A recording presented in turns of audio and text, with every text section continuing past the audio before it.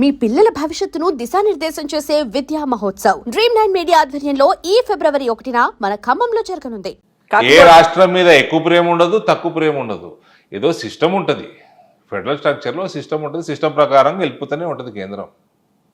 ఎక్కువ తక్కువ ఇక్కడ ఎక్కువ తక్కువ అంటే ఇప్పుడు 6,000-7,000 కోట్లు పెట్టి ఫర్టిలైజర్ ఫ్యాక్టరీ ఓపెన్ చేసిరు. ఇక్కడ మీకు రీఆర్గనైజేషన్ బిల్లు, మీకు కోచ్ ఫ్యాక్టరీ కావాలన్నారు, వ్యాగన్ ఫ్యాక్టరీ పెట్టినరు. మీకు ట్రైబల్ యూనివర్సిటీ అన్నారు, ట్రైబల్ యూనివర్సిటీ ఇచ్చిండ్రు. మేము పసుపు కొట్లాడుకొని మేము తెచ్చుకున్నాము. ఇప్పుడు దానికోసం బడ్జెట్లు, దాన్ని ఇంకా స్ట్రెంథన్ చేయాలా, ఆ పని మీద ఉంటాము. సో ఇటువంటివి కేంద్రం నుంచి పని చేయించుకోవాలి, చేయగలిగినవి వాళ్ళు సహకారం చేస్తారు. ఎంతసేపు ఏడ్చుకుంటూ వాళ్ళ మీద ఏదో బురద చల్లాలంటే అది బురద చల్లే కార్యక్రమం అవుతుంది తప్ప ప్రజలు పెద్ద దాన్ని పట్టించుకోరు. ఇంకోటి మీకు ఆవాస్ యోజనకు డబ్బులు ఇస్తారు. ఈ కేసీఆర్ అనేవాడు అసలు దాన్ని వాడింది లేదు, పెట్టింది లేదు, కట్టింది లేదు. అక్కడ నుంచి 2 లక్షలు వస్తే ఈయన 3 లక్షల పైన 5,07,000 ఎంతనో ఎస్టిమేట్ వేసుకుంటే ఒక డబుల్ బెడ్రూమ్ ఇంటికి. ఈయన దగ్గర డబ్బులు లేవు. డబుల్ బెడ్రూమ్ ఇళ్ళకి పెడితే కమిషన్లు రావు కదండి. మొత్తం 33 జిల్లాలో స్ప్రెడ్ అయి ఉంటుంది, 119 నియోజకవర్గాల్లో స్ప్రెడ్ అయి ఉంటుంది. కాంట్రాక్టర్లు వేరే ఉంటుంది. డిఫికల్ట్ అవుతుంది కమిషన్లు తీసుకోవటం. కాళేశ్వరం అంటారా, 1, 2, 3 కంపెనీలకు మాట్లాడేసుకొని తీసేసుకోవచ్చు. సో బడ్జెట్ దీనికి అలొకేట్ చేయటము, దానికి అలొకేట్ చేయకపోవటం, ఇట్లా ప్రజలకి పనికొచ్చేది ఆరోగ్యశ్రీ కానీ, ఆయుష్మాన్ భారత్ కానీ, ఈ డబుల్ బెడ్రూమ్ ఇల్లు కానీ, ఇట్లా వెల్ఫేర్ ప్రోగ్రామ్స్కి డబ్బులు కేటాయించలేదు. ఎందుకంటే కమిషన్లు రావడం కష్టం. సో ఎక్కువ ప్రేమ తక్కువ ప్రేమ కాదు, చిన్న చూపు అనేది ఉంది అనే తెలంగాణ మీద ముందు నుంచి ఒకటే చూపు ఉంటుందండి అన్ని రాష్ట్రాల్లో. ఇవాళ మా ప్రభుత్వం నేను వెనకేసుకుంటలేను. ఏ ప్రభుత్వం ఉన్నా అది ఒక సిస్టమ్ ప్రకారమే నడుస్తుంది. ఇక్కడికి వచ్చే డబ్బు ఆపితే రచ అవుతుంది. కోర్టుకు పోయి తెచ్చుకోవాలి. నువ్వు కోర్టుకు పోతలేవంటే ఏందన్నట్టు నువ్వు రాజకీయం చేస్తున్నట్టు. సో అన్ని అంశాలు ఇదే రాజకీయం అవుతుంది, అంతే ఉంటుందండి. ఏమో అట్లా కేంద్రం నుంచి వస్తలేవు అంటే అన్నీ వేస్ట్ ముచ్చట్లు. సో ఇప్పుడు కాళేశ్వరం ప్రాజెక్టుకు సంబంధించి సిబిఐ ఎంక్వైరీకి ఆదేశం అనేది ఇచ్చారు.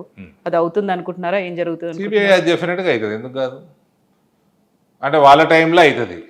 ఇప్పుడు మీడియా ఛానళ్ళు, కాంగ్రెస్ పార్టీ, టీఆర్ఎస్ పార్టీ అనుకున్న టైంలో సిబిఐ టైం ప్రకారం సిబిఐ చేసుకుంటుంది. కాకపోతే సిబిఐకి సంబంధించి కేంద్రమే ఒక జేబు సంస్థలు అనేది గతంలో వినిపించింది, కానీ ఇప్పుడు పార్టీలను ఎలిమినేట్ చేయడానికి కాంగ్రెస్ ప్రభుత్వంలో ఉన్నప్పుడు అట్లే అన్నారు, ఇప్పుడు బీజేపీ ప్రభుత్వంలో కూడా అట్లే అంటారు. అప్పుడు జగన్ వేస్తే అప్పుడు కాంగ్రెస్ వాళ్ళని తిట్టిండ్రు. ఇవన్నీ నడుస్తూ ఉంటాయి. స్కామ్ చేసినోడు ఇప్పుడు ఇక్కడ ఈ ప్రభుత్వము ఆ ప్రభుత్వం మీద దుమ్మెత్తి పోసినట్టు దొంగ అన్నది ఈ ప్రభుత్వం, ఇది పొలిటికల్ వెండేటా అని ఏదో మీడియా ఛానల్లో ఇంటర్వ్యూలు ఇచ్చాడు తప్ప నువ్వు క్రైమ్ చేయకుండా జైలుకి ఎందుకు పోతావండి? నీ మీద ఏమైనా ప్రేమనా సిబిఐకి? నీ మీద ఏమైనా పర్సనల్ ద్వేషమా? జైలుకి వెళ్ళింది కవిత గురించేనా మీరు మాట్లాడుతోంది? ఏదో పొలిటికల్ వెండేటా అన్నట్టు వీళ్ళే అసలు వీళ్ళకి వేసుకోవడానికి సరిగ్గా బట్టలు లేకుండే, హాస్పిటల్ బిల్లు కట్టడానికి పైసలు లేకుండే, చిన్న చిన్న ఉద్యోగాలు చేసుకునేటోళ్ళు ఇలా 1,000 కోట్లకు ఆసామిలో అయిన ఎట్లయినండి ఆ కరప్షన్ చేయకుండా? బిజినెస్లు ఉన్నాయి కదా. ఏం ఎప్పుడు ఉండే అండి బిజినెస్? బ్యూటీ పార్లర్లా? కేటీఆర్ అయినా అంతే, ఉద్యోగస్తులే కదా, ఆయన ఉద్యోగమే చేసేవాడు కదా. ఒకసారి అమెరికా వెళ్ళి అప్పుడు వాళ్ళకి దగ్గరలో తిరగటోళ్ళకి కాబట్టి చెప్తారు ఏ రకంగా ఉంటుండని వాళ్ళు. ఇప్పుడు ఏ రకంగా తయారైనరు? ఈ రకమైన దోపిడీ ఉంటే ఎట్లా డెవలప్ అవుద్దండి? కేవలం కుటుంబం మాత్రమే అభివృద్ధి చెందిందా? ఆడ అభివృద్ధి చెంది ఎలా వాళ్ళ నిద్ర లేకుండా ఉన్నది. ఇప్పుడు ఎప్పుడు ఏసీబీఐ వాడు లోపటేస్తాడు, ఈడీ వాడు లోపటేస్తాడు, ఐటీ వాడు లోపటేస్తాడు, ఇదే పని. అవన్నీ మీరు ఏదైనా మితిమీరి చేయకూడదండి. చేస్తే ఇట్లయితుంది. ఆ కేసీఆర్ నాశనం చేసిండ్రు పిల్లలు. ఆ కేసీఆర్ అనేటోడు ఒక ఉద్యమం టైంలో కొట్లాడి ఆంధ్ర నాయకులతో కొట్లాడడము అంత సులభం కాదు. కొట్లాడి తీసుకొచ్చాడు. తెచ్చినోని మొత్తం నాశనం చేసిండ్రు. ఆ పేరంతా భూస్థాపితం చేసిండ్రు పిల్లలు. ఆయన కూడా జైనిచ్చిండు. కొంచెం కేసీఆర్ అంటే సాఫ్ట్ కార్నర్ ఉందా మీకు? ఇష్టమా? ఒకప్పుడు అందరికి ఉండేదండి. 2014 బిఫోర్ అందరికి ఉండేది. దాని తర్వాత ఆయన ఏ రకంగా పరిపాలన చేసిండు? అసలు పరిపాలన ఆయన సెక్రటరేట్ రాని ముఖ్యమంత్రి వాడు నాకు ఇప్పటివరకు ప్రపంచంలో ఎక్కడ లేడు. మొత్తం పిల్లలకు వదిలేసి ఫామ్ హౌస్లో వండుకొని అసలు ఒక పాలసీ లేదు, ఒక అడ్మినిస్ట్రేషన్ లేదు. ఎప్పుడైనా చెప్పిండ్రా మీరు 2014 ముందు మీరంటే కొంచెం ఇష్టం ఉండేది, అభిమానం ఉండేది, ఆ తర్వాత చాలాసార్లు చెప్పి ఆయనతో పర్సనల్ గా చాలాసార్లు చెప్పినాము. 2004 ఎలక్షన్లలో మా ఫాదర్ వెంటబడి అలయన్స్లో 4 సీట్లు ఆయన అడిగే సీట్లు ఆయన ఆ పార్టీ స్తోమత చాలా ఎక్కువ ఇచ్చిండ్రు కాంగ్రెస్ వాళ్ళు. ఇచ్చేయండి తెలంగాణ వాదం బతుకుతుందని ఇప్పించిన వాళ్ళని ప్రెషర్ పెట్టిన దాంట్లో ఆనాటి పిసిసి ప్రెసిడెంట్ నేను ఒకటి. ఆ తర్వాత అది మెల్లిగా డైల్యూట్ అయిందా? వచ్చింది కదా తెలంగాణ. అప్పుడు 2004లో వాళ్ళకి ఇచ్చినందుకు 42 సీట్లు ఇస్తే 26 గెలిచిండ్రు. కాంగ్రెస్ 189 సీట్లు గెలిచింది. సిపిఎం కూడా అలయన్స్లో ఉండే, వాళ్ళు కూడా సీట్లు గెలిచిండ్రు. సో అభిమానం మెల్లిగా డైవర్ట్ అయిందా మీది? అభిమానం అని కాదు, తెలంగాణ వాదం మీద మాకున్న ఇంట్రెస్ట్. ఆ రాయలసీమ ఆంధ్ర నాయకులందరూ వ్యతిరేకంగా ఉన్నా కూడా ఆ రోజు ఆయన సోనియా గాంధీని ఒప్పించుకున్నాడు, అలయన్స్ చేయించుకున్నాడు. బట్ ఇప్పుడు కవిత అరెస్ట్ అయ్యి జైల్లో ఉన్నప్పుడే బీజేపీలో బీఆర్ఎస్ని కల్పించాలి అనేటువంటి ఒక ప్రతిపాదన అది అసంభవం అండి. అది ఊరికే ఇది మీడియా ప్రతి ఏ ఇంటర్వ్యూ ఇచ్చినా ఈ క్వశ్చన్ వస్తుంది. బీజేపీలో బీఆర్ఎస్ విలీనం క్వశ్చన్ లేదు, బీజేపీలో బీజేపీ బీఆర్ఎస్ తోటి అలయన్స్ క్వశ్చన్ లేదు. బీఆర్ఎస్ ఖాళీ అయి అందులో ఉన్న నాయకులు బీజేపీలో జాయిన్ అవ్వటం వేరు, except for family members. Family members కాకుండా అది వేరు. ఒఫీషియల్గా బీఆర్ఎస్ బీజేపీలో జాయిన్ అవ్వడం ఇది అసంభవం.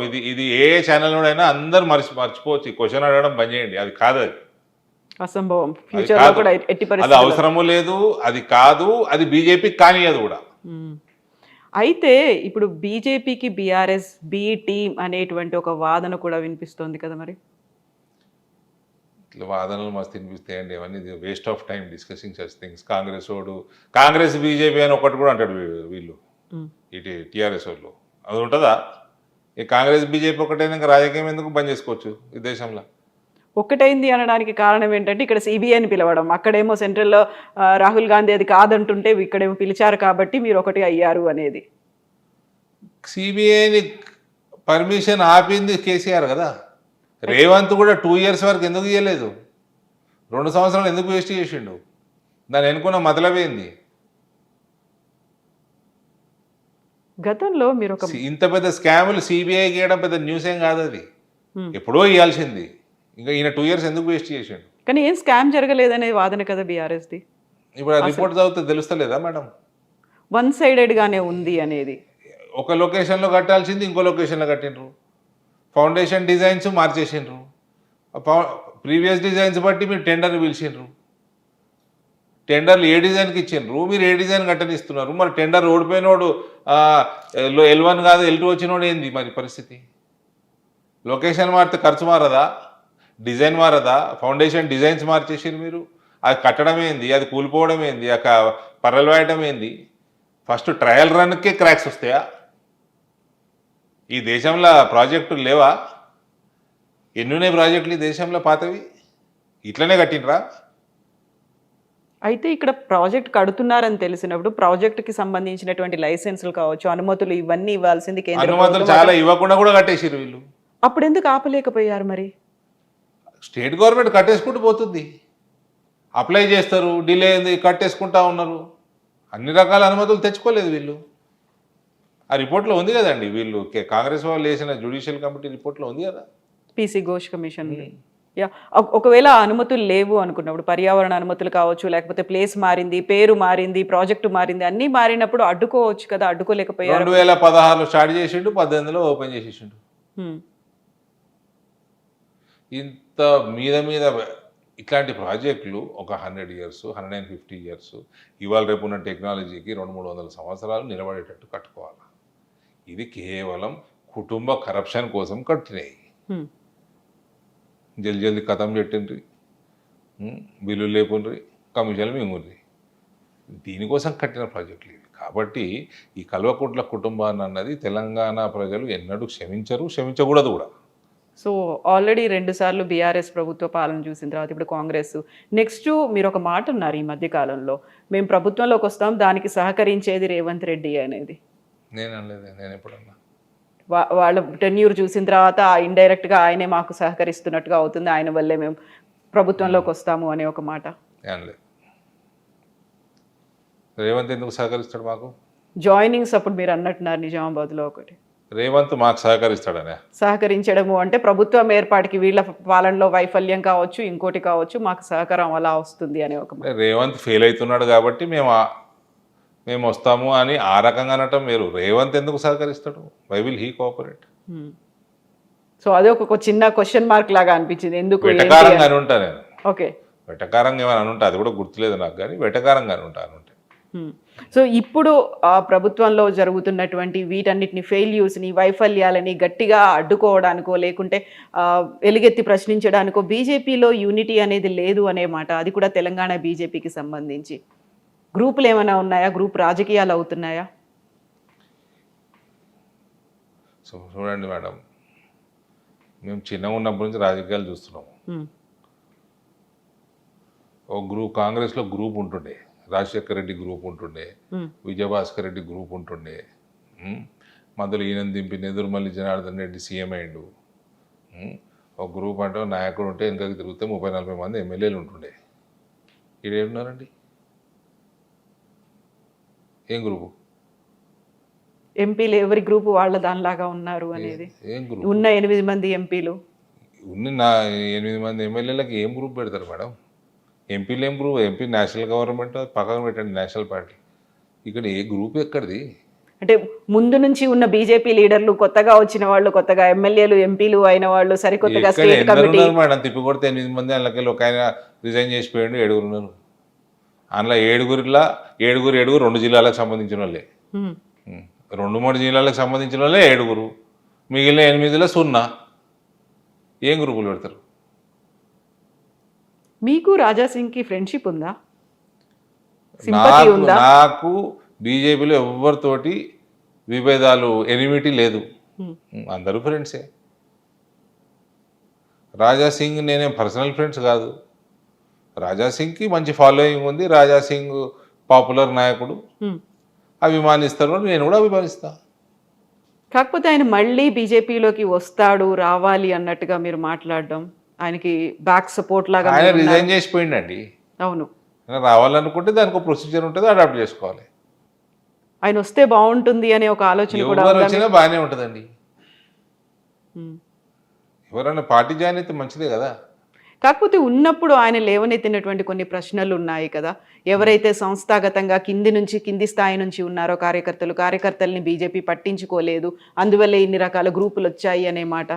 మళ్ళా మేడం ఆయన అన్న మాట నేను చెప్తున్నాను, రాజాసింగ్ అన్న మాట అన్నాడు. ఆయన కాన్స్టిట్యున్సీలో నేను కూడా చూసిన, ఆయన కాన్స్టిట్యున్సీలో నుంచి రిప్రజెంటేషన్ సరిగ్గా లేదు, నా కాన్స్టిట్యున్సీ కూడా లేదు. నా దగ్గర వచ్చిన ఓట్లకి, నా దగ్గర వచ్చిన సీట్లకి తగినట్టు రిప్రజెంటేషన్ లేదు స్టేట్ కమిటీలో. నేను కూడా చెప్తున్నా, సికింద్రాబాద్ నుంచి మ్యాక్సిమం ఉన్నది, భువనగిరి నుంచి ఉన్నాయి, తర్వాత ఈ నుంచి 10 మంది ఉన్నారు, ఆ నుంచి 4 ఉన్నారు, మల్కాజ్గిరి నుంచి 4 ఉన్నారు, కానీ ఓట్లు మా దగ్గర ఎక్కువ వచ్చినాయి. అది పెద్ద దాన్ని ఇష్యూ చేయాల్సిన అవసరం ఏముంది? కాకుండా చిన్న అసంతృప్తి ఉంటుంది కదా. ఉంటుంది, మా కార్యకర్తల కోసం ఉంటుంది, అడుగుతాము, కొట్లాడతాము, విత్ ఇన్ ద పార్టీ కొట్లాడతాము. సో మీరు అన్నట్టుగా స్టేట్ కమిటీ అంటే ఎక్కడైతే మా ప్రాధాన్యత ఉందో, ఎక్కడైతే ప్రాతినిధ్యం ఉందో అక్కడ నుంచి తీసుకోకుండా మీరు చెప్పినట్టుగా ఒక 2-3 నియోజకవర్గాలకే కంపల్సరీ ఏం కాదు కదా. కాకపోతే దాన్ని ఇంకా స్ట్రెంగ్తెన్ చేయాల్సిన అవసరం ఉంటుంది. అడుగుతూ ఉంటాం, మేము ప్రెషర్ పెంచుతూ ఉంటాం, మేము ప్రెషర్ పెడతా ఉంటాము, మా కార్యకర్తల కోసం మేము కొట్లాడుతూ ఉంటాము. అది మా కర్తవ్యం. కానీ చేయాల్సింది finally party will decide, party president will decide, it is up to him, you cannot question him, so fight only request him. So ఆ ఫైటింగ్ అనేది ఇంటర్నల్ గా జరగాల్సినటువంటి బయట కూడా జరగడం. ఇప్పుడు నేను మీతో మాట్లాడుతున్నా, ఇది బయట మాట్లాడినట్టు, కానీ మాట్లాడే పద్ధతిలో డిఫరెన్స్ ఉండాలా. Exactly. I will fight with Ramchandra Rao for my karyakartas. I am telling you, he will see this. So will other leaders. But nothing wrong. But finally, whatever he does, I will abide by it. కాకుండా కొంచెం ఉంటుంది కదా, తీసుకోవాల్సి ఉండే మన బాగుంటుందండి, చాలా ఉంటుంది. కార్యకర్తలకు కూడా చెప్పాల్సి ఉంటుంది కదా. చెప్పాలి కదా. ఇప్పుడు మీతో మాట్లాడుతుంటే కార్యకర్తలు వింటారు కదా. అవును, మా కోసం మా అన్న మాట్లాడుతున్నాడు. బట్ ఆ ఫీల్ కంటే కూడా ఒక ప్రాతినిధ్యం ఉంది, మేము కూడా ప్రాధాన్యత వహిస్తున్నాము అనే ఒక ఫీల్ ఉంటుంది కదా. 100% ఉంటది, బాధాప్తు ఉంటది. మేము పార్టీని పెంచుతున్నాము, మా దగ్గర పార్టీ బలంగా ఉన్నది, మాకు ఇయ్యాలా అని మేము గట్టిగా అడుగుతాము. ఇవ్వకపోతే ఇంకా కాస్త గట్టిగా అడుగుతారా, సైలెంట్ అవుతారా? ఇది ఏడాది పోయి చెప్పుకుంటాము, మొర పెట్టుకుంటాము. మీకు ఎలాగో ఢిల్లీలో యాక్సెస్ చాలా ఎక్కువ ఉంది, ఎంపీ కాబట్టి మీరు అక్కడే ఉంటారు, కేంద్ర నాయకత్వం life long fight, this is all continuous fight ఇది. సో ఇప్పుడు రాష్ట్రంలో స్టేట్ కమిటీలో మీ వాళ్ళు లేరు, అక్కడ సెంట్రల్ లో చెప్పుకోవచ్చు కదా మీరు. పూర్తిగా లేరని కాదు, మా దగ్గర నుంచి చాలా తక్కువ ఇద్దరు ఉన్నారు. ఒక మోర్చా అధ్యక్షుడు ఉన్నాడు, నేషనల్ స్టేట్ సెక్రటరీ ఉన్నారు, ఇంకా కొన్ని పోస్టులు వచ్చేటివి ఉన్నాయి, అందులో ఉంటారు. సో ఉంటారు, లేరని కాదు. ఇట్లాంటివి చూసినప్పుడు సడన్ గా అనిపి మీరేంద్ర భయ్ నాకు అక్కడ పైన తెలుసు అందరూ, నేను రెగ్యులర్ గా అక్కడే ఉంటా నేను అనేది, అట్లాంటిది ఉండదా? అట్లేం లేదండి. ఎందుకు రామచంద్రరావు గారిని అడుగుతాం మేము. ఆయన తెలియనోడా, ఆయనకు నాకు సాన్నిహిత్యం లేదా? సాన్నిహిత్యం ఉన్న చోట ఇంకా ఎక్కువ గట్టిగా అడుగుతాం. కాకపోతే ఇవి లోపల అడుగుతున్న వాటికంటే కూడా బయట వినిపిస్తున్న మాటలే ఎక్కువ ఉన్నాయి, బయట మాట్లాడుతున్న మాటలే ఎక్కువ ఉన్నాయి, గ్రూపులు అనేవి ఎక్కువ ఉన్నాయి అనేది మీకు కిషన్ రెడ్డి గారికి కూడా పడట్లేదు అనేటువంటి మాట. ఈ నాకు బండి సంజయ్ పడదు, నాకు కిషన్ రెడ్డి పడదు, రాజా సింగ్ నా దోస్తు, ఇవన్నీ బయట కుచ్తో లోక్ కయింగే లోగోగా కామే కైనా వింటే రాజకీయం అండి. This is a public platform. మాట్లాడుతూ ఉంటారు, వింటూ ఉంటాం, నడుస్తూ ఉంటుంది, ఇగ్నోర్ చేస్తూ ఉంటాం, నడుస్తూ ఉంటుంది. ఈసీలియే అంటే మీకున్న కార్యకర్తలకు కొంచెం డౌట్ వస్తుంది కదా, నిజమేనా ఇట్లా అవుతున్నదా మన పార్టీలో, మనం అంతా పార్టీ క్యాడర్ బేస్ చేసుడుగా ఉన్నాం కదా. గ్రూపులు అంటున్నాను నేను, అసలు ఇది గ్రూపే, అసలు గ్రూప్ ఉంటుంది ఏముందని ఇలా నేను అదే చెప్తున్నా కదా. మేము చూసిన గ్రూపులో 40 మంది ఎమ్మెల్యేలు, తిరిగి చూస్తే నాయకుడు 40 మంది ఎమ్మెల్యేలు ఉంటుండే. ఇక్కడ ఎవరున్నారండి? ఏం గ్రూపు? ఎవరిది వాళ్ళకే అనేది ఒక గ్రూప్. నేను నా కార్యకర్తలు గ్రూపా? మీ కార్యకర్తలు ఉన్నారు కదా, మీ క్యాడర్ అనేది ఉంది కదా అక్కడ. Cadre is parties cadre. నేను ఒకసారి ఇట్లనే ఒక ఇంటర్వ్యూలో చెప్పిన, కార్యకర్త అనేవాడు బీజేపీ తోటే ఉంటాడు. అవును, కార్యకర్త బీజేపీ కార్యకర్త కాషాయం కింద పనిచేస్తాడు, భరతమాతకి సేవ చేస్తాడు, కమలం పువ్వుకి ఓటేస్తాడు, ఓటేపిస్తాడు. వేరే పార్టీలల్లో ఫాలోవర్లు ఉంటారు, నాయకుడు పోతే వీళ్ళు వెళ్ళిపోతారు, భారతీయ జనతా పార్టీలో పోరు.